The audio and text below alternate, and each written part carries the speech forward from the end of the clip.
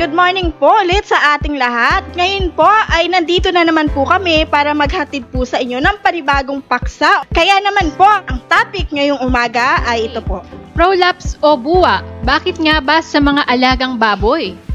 Pangkaraniwan yan na nagiging problema lalo na doon sa mga nag-aalaga ng mga inahin, yung mga breeders, yung nag-purproduce ng mga biik.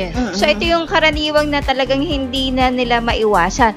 Pero sa ngayon po yung topic natin, maiiwasan po yan, mamaya-maya po ating tatalakayin po yan. Unang-una sa lahat, ano ba yung buwa o yung prolapse na tinatawag? Ang prolapse, ito yung laman or tissue ng mga inahing baboy na lumalabas, na ibig sabihin to nangyayari kapag medyo marupok na yung kanilang tissue. Yun, oo. Yan yung lumalabas sa puwitan po na medyo patabi-tabi po sa mga kumakain na makikita natin na may laman, na medyo mapula na parang sausage. Bituka. Madaling salita, organ siya, part ng organ, na kumbaga nawala na sa normal na posisyon, lumalabas na. At iyan po, sa prolapse po, may iba-ibang klase ng prolapse na tinatawag. At isa po dyan ang yung rectum prolapse. Ayan. Yung pangalawa, rectum and vaginal prolapse. Oo, at ang kahulihan, uterine prolapse. Ayan. Iisa-isahin po natin yung kung bakit nagkakaroon ng mga ganang prolapse o buwa sa ating mga inahin at yung mga bagong gilt na ating inaalagaan. Ang una po dyan yung rectum prolapse. Ayan po ay ibig sabihin rectum, yun yung sa anus o yung sa puwitan. Oo, ayan, yung lumalabas. At ang karaniwan po dyan kung bakit nagkakaroon ng ganan, unahin na po natin sa pagkain. Kasi po minsan hindi natin alam doon sa nabibili natin, yan po ay sanhi din ng mycotoxin, specifically sa feeds yung soya bean. Kasi yan yung zearalenone na tinatawag na mycotoxin. Pag hindi maganda yung storage ng feeds, hindi natin namamalaya, meron na palang amag, napapakain pa natin doon sa ating mga inahin.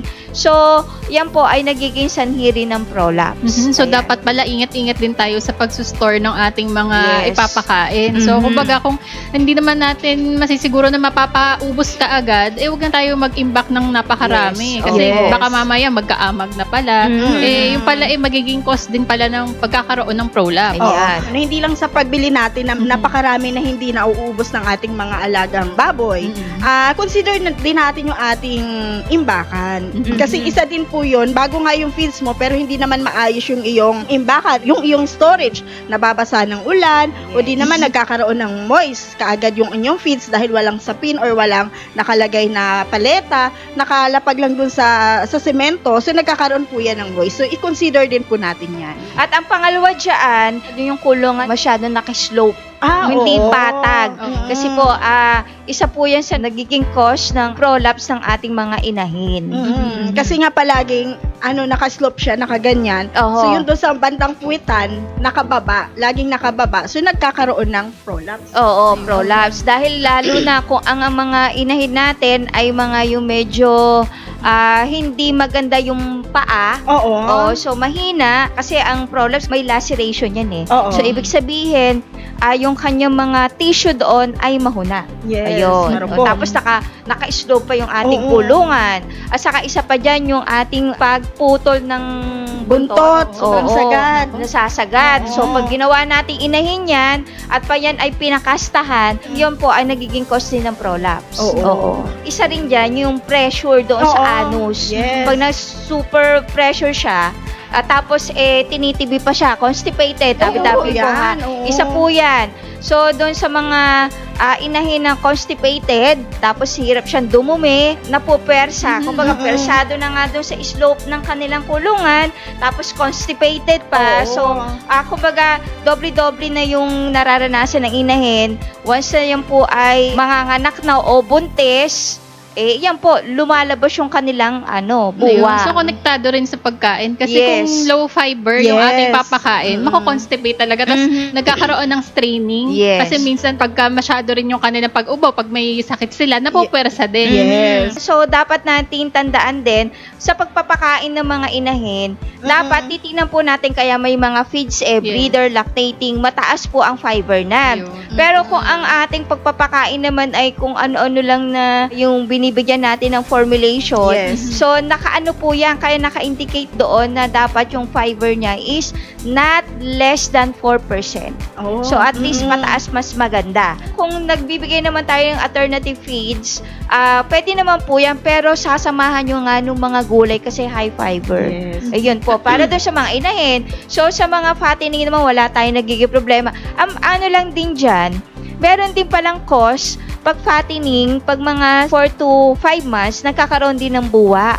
Kasi nga, medyo constipated, sobrang taba. Ayan din po, nabanggit mo na nga, pag sobrang taba din ng baboy, nagkakaroon din ng prolapse. Yan po yung normally na vaginal prolapse. So, isa pa din sa rectum, ito, i-consider din natin yung management. Ayun. Kasi minsan, pag tayo nagpapabulog or nagpapakasta dun sa ating mga inahin or dumalaga, sobrang laki pala nung barako na nakuha natin. Diba? Oo, napupersa. Napupersa. Yung pala ay nakaka-apekto din. Kaya dapat pag tayo nagpapabulog, kung ano lang yung laki ng inahin, yun lang din dapat yung barako na ilalagay natin sa kanila. Kasi kapag ka sobrang laki, syempre pursado yung inahin. Di ba? Kapag ka napwersa, syempre yung pressure na gagamit nga, so lumalabas po, nagkakaroon ng prolapse. Oo, kaya ganun pala yung nangyayari na may tumawag sa atin na, ma'am, kakakasta lang po Tapos after 2 days, lumuwa na yung buwa. Yes. Ayun nga, yun po yun. Saka, tignan po natin yung mga barakong gagamitin natin sa mga inahin. Baka naman super laki. Oo, tsaka kaya nga lagi nating pinapaalala kapag tayo magpapalahi, kailangan physically matured na yung ating gagamitin inahin.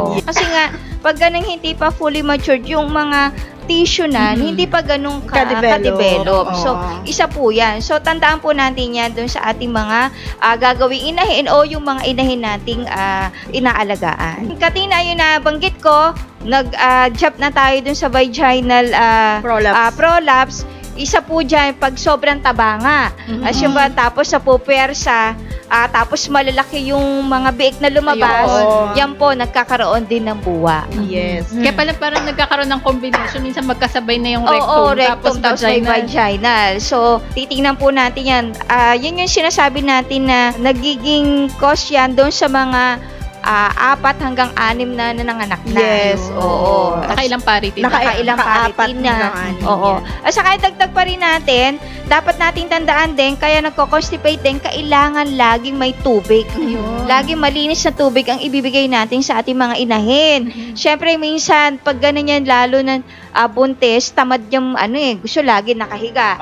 Kung ang waterer natin ay mga automated, siyempre, pag nakahiga yan, hindi na yan, hindi na yan makakainom. So, mahirap na silang tumayo. Kat maari po, mag-alagay tayo ng palanggana sa kanilang harapan, tapos kahit nakahiga sila, ay makakainom sila. Madagdag na rin pala kasi 'di ba minsan nagkakaroon ng pamamagasap bituka yung yung mga inahin. Konektado rin pala yung bakit nagkaka-prolapse kasi minsan yung pag time na nagbibigay tayo ng antibiotics napapatagal. So nagiging cause din pala siya. So kaya lagi tayong nagre-remind na hindi tayo basta-basta nagbibigay ng antibiotics or kung ano lalo na kung nagbubuntis ang inahin kasi pala hindi natin alam kapag napasobra magiging magiging dahilan pa yung bakit magkakabuwa. Ayun. Saka speaking of sobra, pag napasobra mo ng pagkain ng ating mga inahin, lalo na kung malapit na silang manganak, ang sinasabi nga natin, pag malapit na silang manganak, i-diet po natin hanggat maaari pag due date niya na bukas, hanggat maaari huwag nyo nang pakakainin. Kasi, syempre, pag kinakain mo yan, lalaki yung bituka. Yes. So, tapos hindi pa siya makakadumi. Yun yung nagiging cause din ng pagkaroon ng buwa. Kasi nga napupersa, sobra silang laki, mataba. So, tapos ang laki pa nung mga biik na lalabas. Yun yung mga nagiging cause din ng buwa sa ating mga inahin. Ayan, iwasan po natin yan. Kahit maaari, wag na tayo magpapakain pag due date na ng ating. At syempre, hindi na magpapakain, pero the previous na araw, ang dami mong pinapakain. So, meron po tayong standard na guide para kung ilan yung ipapakain natin sa mga ganang inahin na malapit ng mga anak para maiwasan yung buwa. Yan po yung iba pang mga cause kung bakit nagkakabuwa sa pagkain, sa inumin, kailangan lagi may inumin. Management ng kulungan. Dapat hanggat maaari, patag yung ating gagawin na kulungan sa kanila. At isa rin po yan, tingnan nyo po yung genetics. Oo, dahil may connection po yan doon sa pagkakaroon ng buwa. Bawa, hindi mo alam yung binili mong inahin, lahi pala ng mga may buwa. So, isa rin po yan. Siguro, automatic yan. Pagdating ng mga ilang buwan at nanganak, lalabas yung buwa. Ayan. So, ang nagiging remedy po dyan, pag nakakaroon po tayo ng ganan, syempre, hindi natin maiwasan yan. Ang iba po dyan, ang ginagawa dyan, is naglalagay sila ng yelo doon sa puwitang para, kasi nagdurugo yan para maiwasan yung maampas yung pagdurugo. Ayan. Yung iba naman ang ginagawa kapag sobra na talaga, inihihiwalay muna nila doon sa iba. Para hindi na siya, kasi yung iba nagkakaroon ng cannibalism So, nakakagat lalo yung lumabas na laman. Lalo na kung sama-sama yung mga inahin. So, doon nakakagat nila. So, syempre, mas nagkakaroon ng infection kapag medyo matagal. Kaya dapat ihiwalay muna natin yung mga may sakit na ganon. Tapos yung iba naman, kung sobra na talaga yung labas na yung buwa niya, ang ginagawa nila dyan, talagang pinapasok, and then tinatahi. Nilalagyan nila ng anesthesia. At kung hindi naman, depende doon sa prolapse, kinakat nila yan. And then, nilalagyan nila ng anesthesia para makat yun, and then tinatahi. Kasi may time na kahit tinatahi, lumalabas pa rin So, alisin na. Yun lang yung problema. At isa po dyan, para mas maganda at hindi natin maranasan pa lang yung pagkakaroon ng buwa, ang ginagawa po natin dyan, o yung nire-recommend natin, is may maintenance doon sa kanilang pakain na technology, yung atubi. So, lagi natin nilalagyan ng atubi yung kanilang pagkain. Pag sa breeder naman po, kalahating kutsara, kada kilo ng pagkain. Maintenance po yan hanggang sa mapakastahan nyo. Once na po yan ay nanganak na o nagpapadedi na, ayan po ay nilalagyan natin ng 1 kutsara kada kilong pagkain.